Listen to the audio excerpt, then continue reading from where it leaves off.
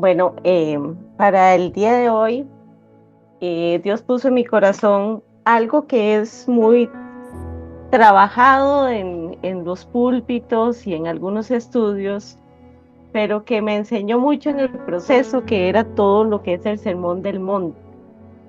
Entonces, hay varios aspectos en este sermón que quisiera que abordáramos el día de hoy, ¿verdad? Primero recordar que este abarca 3 capítulos de Mateo, va del 5 al 7. Los vamos a leer porque es mucho, pero los invito después de que veamos el estudio con tal vez nuevos ojos para los que pueda aportarles esto algo nuevo, leer estos 3 capítulos porque nos dan enseñanzas bastante claras de lo que Dios está buscando de nosotros. Entonces, eh, algo que me llamó mucho la atención es el hecho de que eh, es en el momento que está iniciando Jesús su ministerio. Ya en este momento nosotros pensemos en que ya hay algunos discípulos cerca de él y ya se habían evidenciado algunos de los milagros. Y Mateo nos dice que él subió al monte y sentándose vinieron a él sus discípulos y abriendo su boca les enseñaba. Entonces esto nos trae un poco de memoria a lo que fue Moisés en el Sinaí. Entonces ya me fui a investigar un poquito más qué significa espiritualmente un monte en la Biblia. Y me decía que es aquel lugar de encuentro con Dios, donde muchas de las experiencias que nosotros encontramos relatadas en la palabra ocurren en un monte. ¿Por qué? Porque es un lugar apartado, es aquel que nos permite de alguna manera apartarnos del ruido cotidiano y es donde podemos escuchar mejor la voz de Dios. Representa la revelación divina, ya que en estos lugares Dios revelaba mucho de su carácter, su voluntad y sus planes. Pero no nos quedamos ahí, sino que además es un lugar de transformación. Todos aquellos que han subido a un monte buscando al Señor, rara vez descienden siendo los mismos. ¿Por qué? Porque hay una representación de la cercanía con Dios. Esta representación nos indica que se requiere un esfuerzo. Cuando nosotros buscamos de Dios, hay que tener determinación, hay que tener la intención de acercarse a Él. Y aunque Él está presente en todo lugar, es un simbolismo. Y recordemos que la palabra está cargada de simbolismos.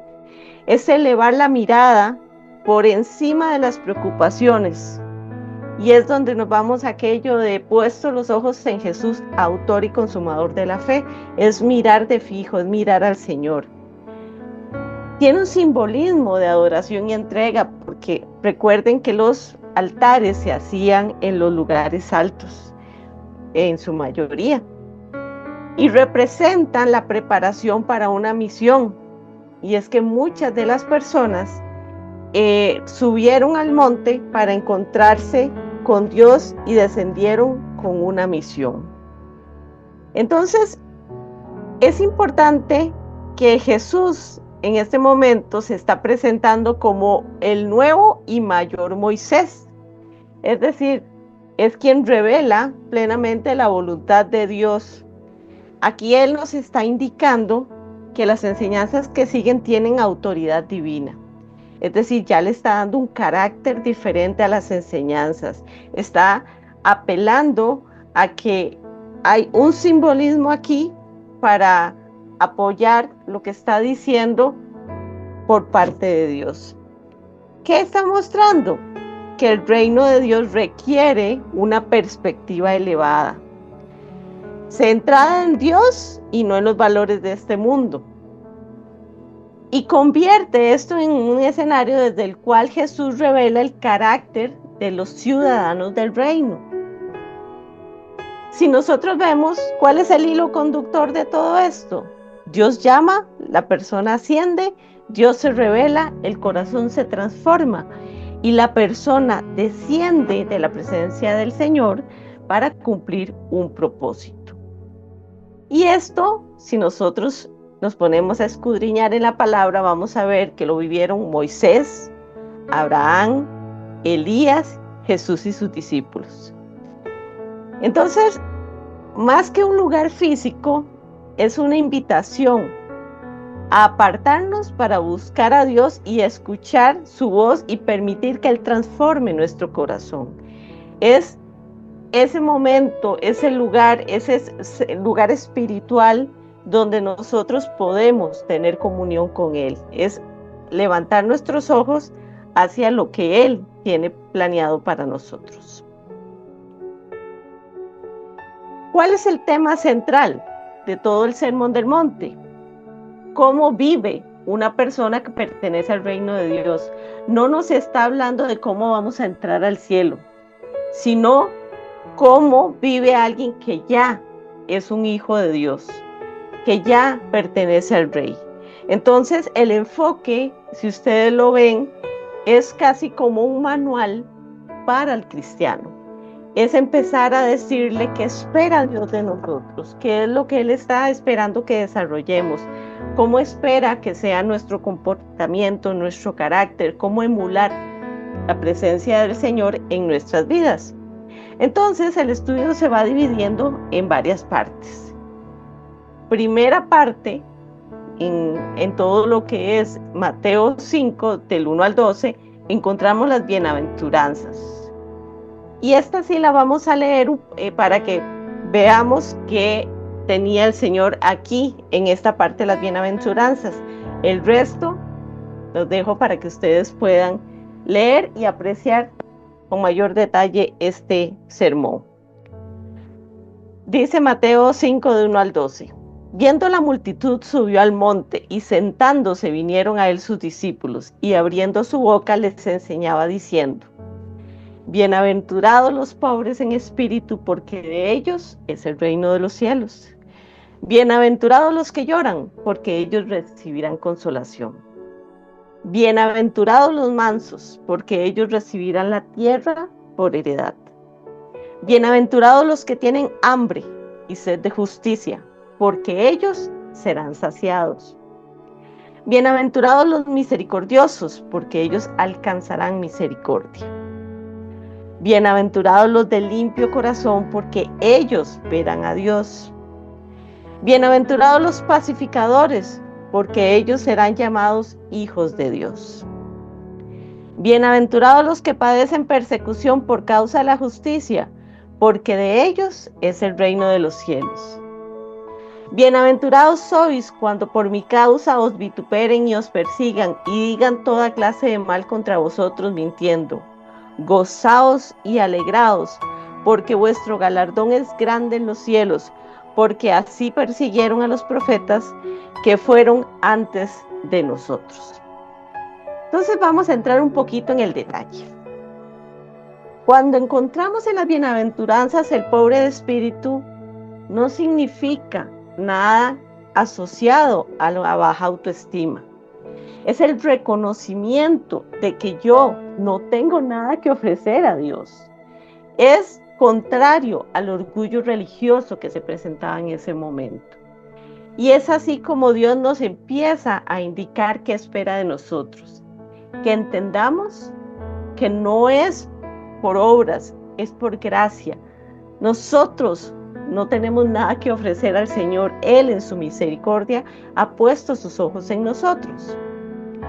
Cuando habla de los que lloran, no es solamente el sufrimiento humano, principalmente el enfoque es al dolor que genera el pecado. ¿Por qué? Porque cuando nosotros ya hemos aceptado a Jesús en nuestro corazón, aprendemos a lamentar aquello que ofende a Dios. Nuestro sentido cambia en todo el panorama buscando agradar a Dios.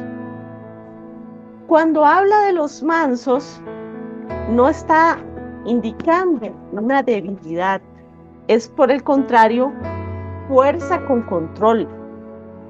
Jesús mismo dijo: aprended de mí, que soy manso y humilde. ¿Qué quiere decir? Si ustedes, cuando uno empieza en los caminos del Señor, hay que aprender también a tener dominio propio. Y ese dominio propio, tal vez no todos les pase, pero algunas personas, como es mi caso, yo tengo un carácter muy fuerte y soy altamente explosiva. E inclusive muchas veces le he clamado a Dios diciéndole: Señor, cambia mi carácter. Pero entonces, ¿qué Él ha venido a darme? El dominio propio. Aprender a reposar en Él y a que mi corazón tenga paz en medio de todo. Cuando hablamos del hambre y sed de justicia, es porque un verdadero discípulo nunca se va a sentir satisfecho con el crecimiento espiritual. Y es porque dice la palabra que yo mengüe para que Él crezca en mí. Yo tengo que seguir en ese proceso de buscar cada día acercarme más al comportamiento de Cristo. Cuando vemos lo correspondiente a misericordioso, quien ha recibido misericordia aprende a darla. Eso no significa que ignoremos el pecado, pero empezamos con una visión diferente a tratar al pecador. Empezamos a tratarlo de la misma manera como Dios nos trató. Y es ahí donde cada uno de nosotros debe analizar cómo ve a la persona que está en pecado. ¿Cómo siente usted que está la persona en esa condición? ¿Siente usted ese dolor por el pecado? ¿Siente usted ese dolor por esa alma que se está perdiendo? ¿Siente usted ese pesar de que si esa persona no acepta a Cristo en ese momento, podría perder la salvación eternamente? Esa misericordia es necesaria en la vida del cristiano. Cuando hablamos de ser limpios de corazón, no es solamente lo que mostramos por fuera. Dice la palabra: engañoso es el corazón más que todas las cosas. Y es precisamente porque podemos dar una apariencia, pero ¿cómo está nuestro corazón? Entonces no basta solo con aparentar santidad. Es reconocer día con día que somos pecadores y que necesitamos de la fortaleza del Señor para salir adelante. Y tenemos que venir delante del trono y declarar nuestro pecado, confesar nuestro pecado, y Él es fiel y justo para perdonar. Cuando habla de los pacificadores, no son necesariamente aquellos que evitan conflictos, son aquellos que trabajan de una manera activa en la reconciliación entre Dios y los hombres. Nuestra visión cambia, nuestra visión hace que busquemos que las personas que no le conocen se acerquen a Dios, que se vaya cerrando esa brecha a través de Jesucristo. Finalmente nos habla de lo que son los perseguidos por causa de la justicia. Y esto es muy importante. Jesús nunca nos prometió popularidad, prometió que íbamos a tener oposición. Y siempre el reino entra en conflicto con los valores del mundo. Y recordemos que dice que el cielo se hace duro y solo los fuertes lo arrebatan. Es precisamente porque no es fácil. La vida del cristiano es una prueba de resistencia. Y es una prueba de resistencia al corto, mediano o largo plazo, dependiendo del momento en que hayamos llegado a los pies de Cristo y en el momento que el Señor nos quiera llamar a su presencia. Pero Él nos va puliendo, nos va probando y nos va enseñando y nos va dando las armas para que en medio de todo ese conflicto sepamos que Él nos está protegiendo. Es decir, en toda esta primera etapa, Jesús describe cómo debe ser el carácter del creyente. Vean que ninguna bienaventuranza habla de riqueza, éxito, fama o poder. Habla del corazón del creyente. Es aquí donde nosotros tenemos que entender qué espera Dios de nuestro carácter como cristianos. La segunda parte nos habla de la sal y la luz. Y eso se encuentra en Mateo 5, del 13 al 16. Y habla de dos funciones que espera Dios del cristiano. Ser sal. Y es que en la antigüedad la sal se utilizaba para preservar, para dar sabor, para evitar la corrupción de los alimentos. Si nos vamos al simbolismo, el cristiano debe frenar la corrupción moral mediante su testimonio. Él debe ser esa sal de la tierra a través de lo que las personas están viendo. No es solo que yo predique, es qué muestra mi ejemplo, qué muestra mi testimonio. Y a la vez nos llama a hacer luz, pero nosotros no producimos la luz. Nosotros reflejamos la luz que Cristo pone en nosotros y nosotros somos los que mostramos esa luz. Nosotros somos en ese momento un reflejo del carácter de Cristo y por eso cada acción que nosotros tengamos tenemos que ver el impacto que pueda tener en las personas que nos están viendo, porque muchas veces nos paramos en un altar o hablamos del Señor, pero a la hora de actuar, nuestro comportamiento dista mucho de ser luz y ser sal. Entonces, nuevamente apela al comportamiento del creyente. La tercera parte amplía lo que es Jesús y la ley, que eso es de Mateo del 5:17 al 48. Y es que generalmente tenemos la idea de que Jesús vino a abolir la ley, pero Él nos dice que no. Él no ha venido a abolirla, vino a cumplirla. ¿Qué quiere decir? Él obedeció perfectamente la ley, cumplió todas las profecías y reveló la verdadera intención que tenía la ley en nuestras vidas. Y ahí nos da algunos ejemplos. Nos habla del asesinato y dice la ley, no matarás. Pero Jesús se va a algo más profundo, porque nos dice que el asesinato comienza en el corazón. La ira injustificada ya revela una raíz pecaminosa. Y es cuando nos vamos a lo que hablaban las bienaventuranzas, de ser manso, que es tener fuerza con control. Usted puede enojarse, pero no puede tener una ira injustificada, porque eso ya revela algo que no es fruto del Espíritu. En cuanto al adulterio, la ley condenaba el acto. Jesús llega al origen, la codicia del corazón. El corazón del hombre es el generador también del pecado, y ahí es donde comienza, antes de que se ejecute la acción. Recuerden que la palabra nos habla de que pecamos por nuestras propias concupiscencias. Muchas veces atribuimos todo a los demonios, atribuimos a lo que nos dicen las personas en la calle. No, ¿cómo está nuestro corazón? Si nuestro corazón es un corazón limpio, como hablan las bienaventuranzas, el pecado no puede anidar en un corazón limpio.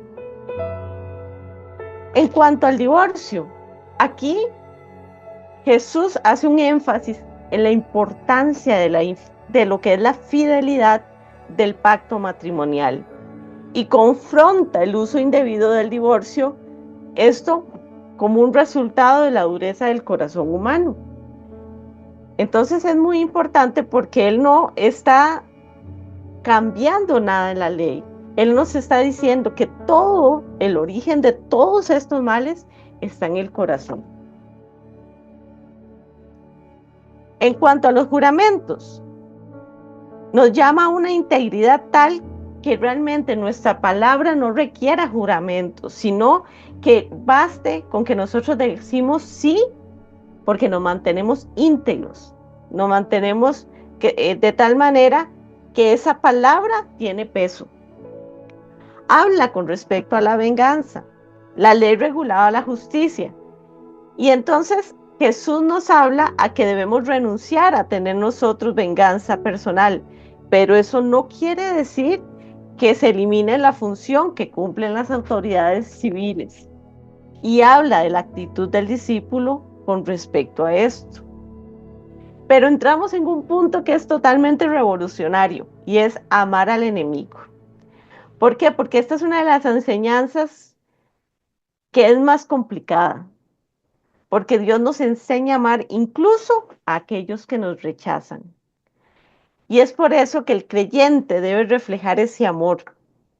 No, nuevamente, no es que aprobemos el pecado. Significa responder con gracia y con verdad.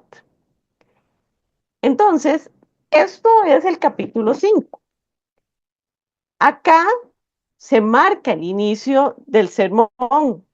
Es donde Jesús presenta los principios que caracterizan la vida de quienes pertenecen al reino, iniciando con las bienaventuranzas que describen el carácter del verdadero discípulo: humilde, misericordioso, limpio de corazón, pacificador, perseverante en medio de la persecución. Nos habla de que somos sal de la tierra y la luz del mundo, es decir, que estamos llamados a influir positivamente en la sociedad, reflejando a Dios a través de nuestro comportamiento. Y nos afirma que no vino a abolir la ley, sino a cumplirla, revelando su verdadero propósito. Es decir, la obediencia a Dios no se limita a las acciones externas, sino que comienza en el corazón. Por eso él profundiza en estos diferentes temas que hemos estado viendo de ejemplos. Y concluye con un llamado a reflejar el carácter del Padre Celestial. Y acá nos invita realmente, en Mateo 5:48 dice: sed pues vosotros perfectos, como vuestro Padre que está en los cielos es perfecto, entendiendo que esta perfección es una vida de integridad y madurez que busca imitar el amor y la santidad de Dios. Es decir, nosotros como cristianos no solo cumplimos los mandamientos externamente, sino que debemos vivir una transformación interior que refleje el carácter, la relación y la manera de obedecer a Dios. Cuando entramos a el capítulo 6, de la cuarta parte, es todo lo que corresponde a la justicia secreta.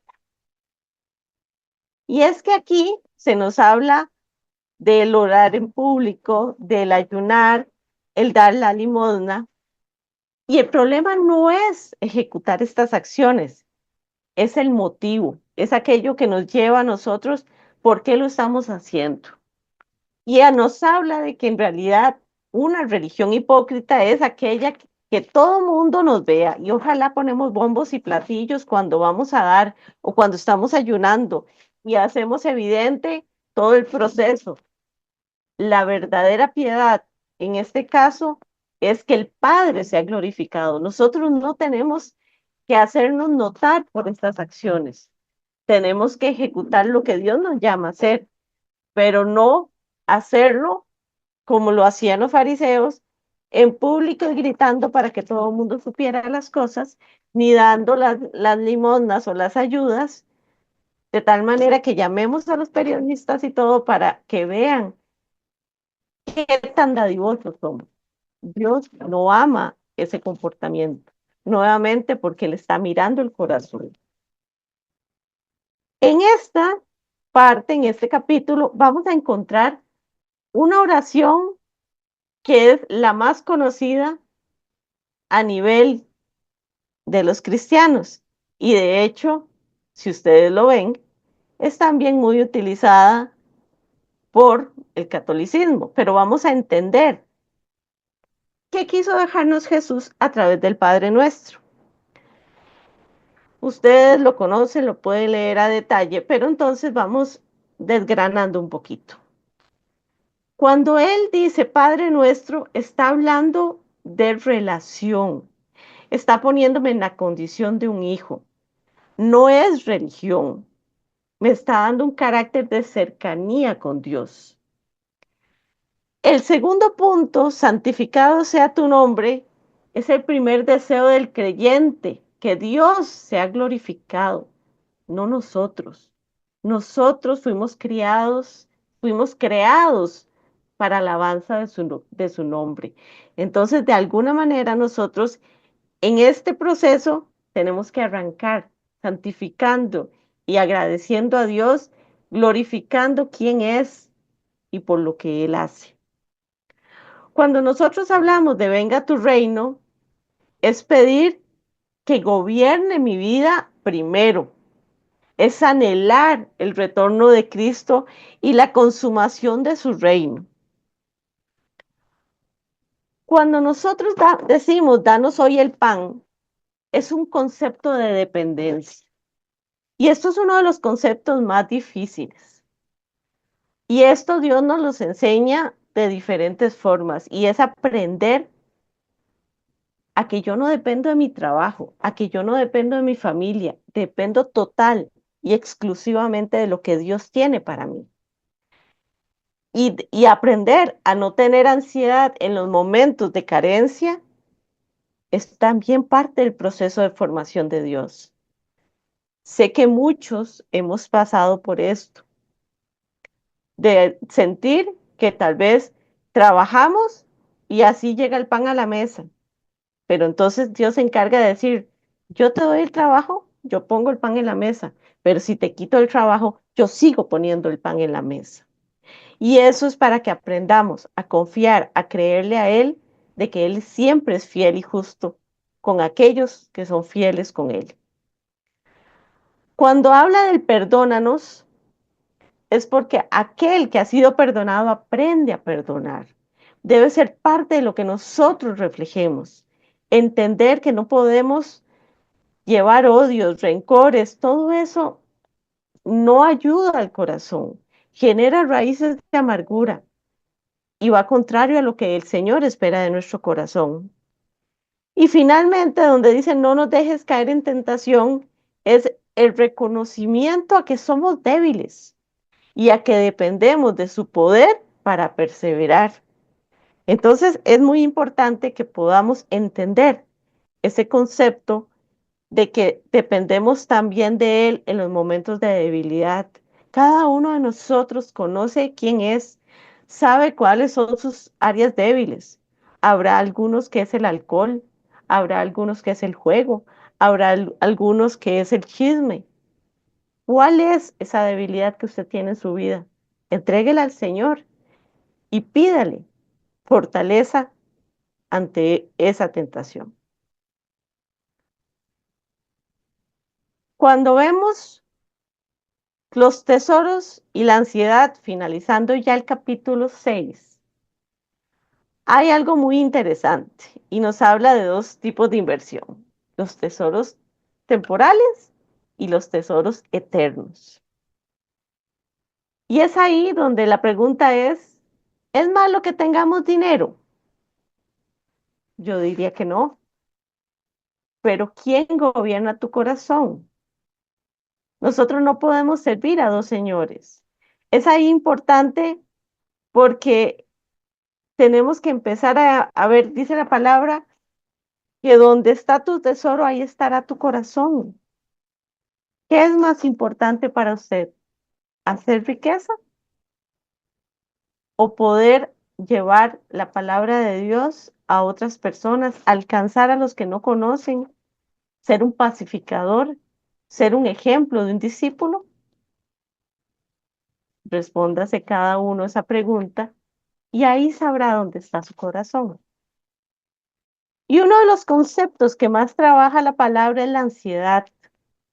Y es precisamente porque Jesús no niega que vayamos a tener problemas. Nuevamente Él fue claro, vamos a tener resistencia, vamos a tener un mundo convulso, vamos a tener condiciones que son complejas. pero ¿dónde está puesta nuestra confianza? Y nos dice, no nos enseña que las aves son irresponsables, sino que ellas dependen total y absolutamente del Creador. Entonces, cuando la palabra nos dice que echando toda ansiedad sobre Él, es precisamente porque en la medida que nosotros sepamos quién tiene el control, aprendemos a descansar en Él. En el momento que le cedemos, que eso es lo que más nos cuesta entender que Él tiene un plan perfecto para nosotros, tiene un plan de bien, tiene deseos de que nosotros estemos bien. Y en ese estar bien, Él nos va a guiar a través de la dificultad y a través de la prosperidad. Pero en todo momento, descansemos en Él y dejemos de pensar qué será del mañana. Puede ser que ni siquiera me despierte el día de mañana. Él sigue teniendo todo el control en su mano. Entonces, cedámoselo para que Él pueda controlar esa ansiedad. Entonces, Mateo 6 nos enseña que la verdadera espiritualidad no consiste en aparentar santidad ante los demás, sino es vivir una relación sincera con Dios.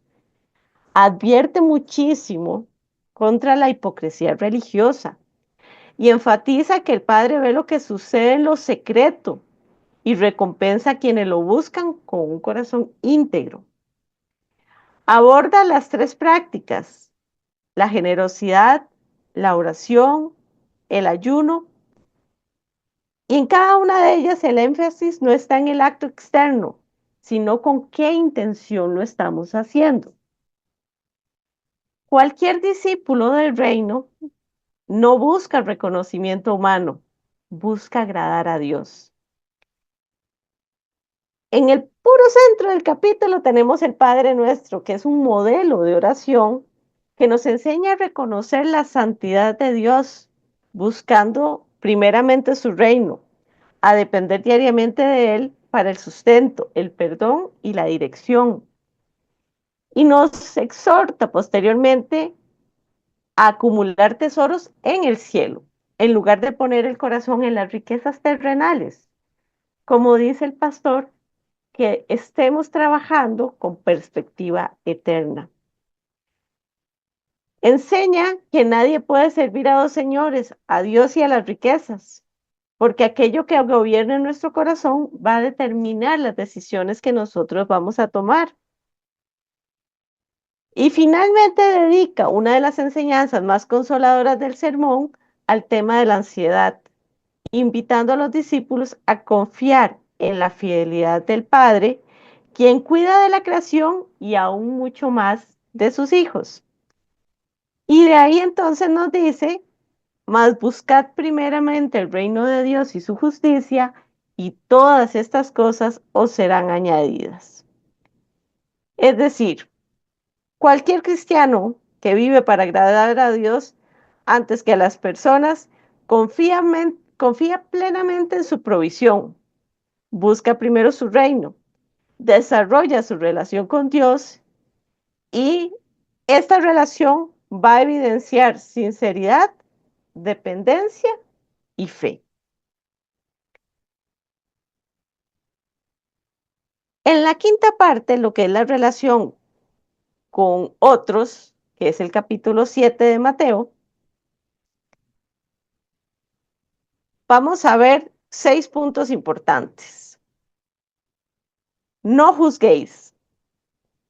Ojo, eso es muy importante porque a veces se interpreta de mala manera. No nos prohíbe discernir, porque la palabra también nos dice: por sus frutos los conoceréis. Lo que prohíbe es el juicio hipócrita y nos habla de cómo veo yo la paja en el ojo ajeno teniendo la viga en el ojo propio. Nos habla del pedir, buscar y llamar. Nos habla entonces de una oración perseverante, que no significa que Dios conceda todos los deseos, pero sí promete responder como un Padre perfecto.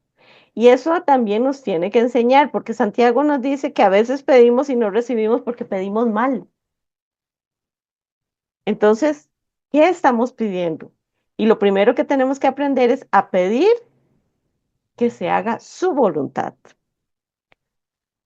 La regla de oro que nos presenta es que todo cuanto queráis que hagan con vosotros es lo que debemos hacer. Es un resumen de un amor práctico. Lo que usted no quisiera que hagan con usted, no se lo haga a su prójimo. Si usted ve a un hermano caído en la iglesia, ayúdelo a levantar, no emita juicio sobre él, ore por él, acompáñelo, ayúdelo a salir adelante. Porque ¿qué pasaría si fuera usted quien ha tenido una caída espiritual? ¿Qué esperaría usted de sus hermanos? Nos habla de los dos caminos. Y aquí es muy importante. Nos habla del camino estrecho y el camino ancho, pero no nos habla de un camino intermedio. Y recuerden que en Apocalipsis habla de que frío o caliente, tibio, él lo vomitará de su boca. Nos invita a tomar decisiones. Nos habla de los falsos profetas, que son aquellos que no se identifican principalmente por su apariencia, sino por la doctrina, su fruto y su carácter. Y entonces aquí nos está invitando a meternos a estudiar la palabra. ¿Cuántas horas dedicamos a estudiar la palabra de Dios para poder confrontar lo que estamos escuchando con lo que la palabra de Dios dice? Y nuevamente la palabra nos dice, mi pueblo perece por falta de conocimiento. ¿Cómo vamos a entender que hay una doctrina que estamos recibiendo que no sea verdadera si no tenemos el criterio para poderla determinar? Finalmente, en este capítulo nos habla de los dos cimientos y nos habla de una ilustración de dos hombres, la casa en la roca, la casa en la arena, la misma tormenta. La diferencia no era escuchar, los dos escucharon. La diferencia entre los dos fue la obediencia. Y acá va siendo el punto crítico, la obediencia, que es lo que él ha venido hablando a través de los diferentes versículos de este sermón. Entonces, en este capítulo, Jesús concluye este sermón enseñando cómo debe relacionarse el discípulo con los demás, cómo debe responder a la verdad de Dios. Advierte sobre el juicio hipócrita, recordando que antes de señalar las faltas ajenas, debemos examinar nuestro propio corazón. No nos prohíbe el discernimiento, sino nos llama a tener cuidado con tener una actitud orgullosa y condenatoria. Nos anima a perseverar en la oración. Y es que Jesús presenta a Dios como un padre bueno que sabe dar lo mejor a sus hijos y los invita a confiar plenamente en Él. Y acá la regla de oro, así que todas las cosas que queráis que los hombres hagan con vosotros, así también haced vosotros con ellos, que se encuentra en Mateo 7:12. Después de este punto, Él nos llama a tomar decisiones. Nos habla de la puerta estrecha y la puerta ancha, los buenos y los malos árboles, los verdaderos y falsos discípulos, la casa sobre la roca y la casa sobre la arena. En cada uno de estos ejemplos nos enseña autenticidad de la fe. Y esa autenticidad no se muestra con palabras, la apariencia religiosa o las obras visibles, sino por una vida que produce fruto y obedece la voluntad de Dios. Acá nos indica que el ciudadano del reino demuestra la autenticidad de su fe a través de un corazón humilde un discernimiento guiado por la verdad y una obediencia constante a las palabras de Jesucristo. Algunas aplicaciones prácticas del Sermón del Monte. 1. La transformación comienza en el corazón. Jesús va más allá del comportamiento externo y confronta las motivaciones internas. 2. La justicia del reino supera el legalismo. La obediencia que agrada a Dios nace del corazón y de una relación con Él, no del cumplimiento mecánico de reglas. 3. La vida cristiana es contracultural. Valores como la humildad, el perdón, el servicio y el amor a los enemigos desafían toda la lógica de este mundo. 4. La verdadera espiritualidad busca agradar a Dios antes que a las personas. La oración, el ayuno y la generosidad deben fluir de un corazón sincero. 5. La relación con los demás refleja el carácter de Cristo. Jesús nos llama a vivir en amor, perdón y misericordia, reflejando la gracia que hemos recibido. Y 6. La obediencia es la evidencia de una fe genuina. El sermón concluye mostrando que escuchar las palabras de Jesús sin ponerlas en práctica conduce a una vida sin fundamento. Y nos dice en Mateo 5:16, así alumbre vuestra luz delante de los hombres, para que vean vuestras buenas obras y glorifiquen a nuestro Padre que está en los cielos. Un discípulo que vive el sermón del monte ama a Dios sobre todas las cosas, confía en su provisión, refleja su carácter y obedece su palabra cada día. ¿Cuál es el hilo conductor del sermón del monte? Dios transforma el corazón. Las bienaventuranzas nos describen el carácter del ciudadano del reino y Jesús bendice actitudes que el mundo no valora, pero que reflejan el corazón de Dios. El creyente influye en el mundo. Somos sal que preserva y da sabor y somos la luz que refleja a Cristo y guía a otros. La justicia de Cristo alcanza lo profundo. Jesús cumple la ley y revela su verdadero significado. No basta la obediencia externa, porque Dios lo que mira es el corazón y las motivaciones.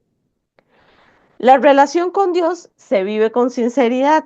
Dar, orar y ayunar debe hacerse para agradar al Padre, no para ser vistos. Jesús enseña a orar con el Padre nuestro y nos llama a confiar en Dios y no en las preocupaciones de la vida. La relación con los demás refleja a Cristo. Vivimos con misericordia, perdón y humildad. No juzgamos con hipocresía, pero discernimos con amor. Tratamos a otros como queremos ser tratados. Y finalmente, la fe auténtica se demuestra en la obediencia. Hay dos caminos, el angosto que lleva a la vida y el ancho que lleva a destrucción. No basta escuchar a Jesús, hay que obedecerlo. Entonces, el sermón del monte no es un medio para ganar la salvación, sino la manifestación visible de una vida alcanzada por el Evangelio. Y dice Juan 14:21, el que tiene mis mandamientos y los guarda, ese es el que me ama. Y el que me ama será amado por mi Padre, y yo le amaré y me manifestaré a él. En resumen, el retrato de un ciudadano del reino es un corazón transformado por la gracia, un carácter que refleja a Cristo, dependiente de Dios en todo momento, comprometido con los demás y con el reino, y obediente a la palabra hasta el final. Y este sería prácticamente ya el estudio, las conclusiones. En Mateo 5 vamos a encontrar que Dios transforma nuestro carácter. En Mateo 6, Dios transforma nuestras motivaciones y prioridades. Y en Mateo 7, Dios transforma nuestras decisiones y nuestra manera de vivir. El Sermón del Monte revela cómo debe vivir una persona que ha sido transformada por Dios con un carácter semejante al de Cristo, una relación íntima con el Padre y una obediencia que demuestra que Jesús es verdaderamente el Rey de su vida. Entonces, no basta con admirar las enseñanzas o conocerlas intelectualmente. Es necesario edificar la vida sobre ellas. La roca no representa solamente el conocimiento de la verdad, sino la respuesta obediente a la palabra de Cristo. Quien escucha, obedece, permanece firme cuando llegan las pruebas porque su vida está cimentada en el Señor.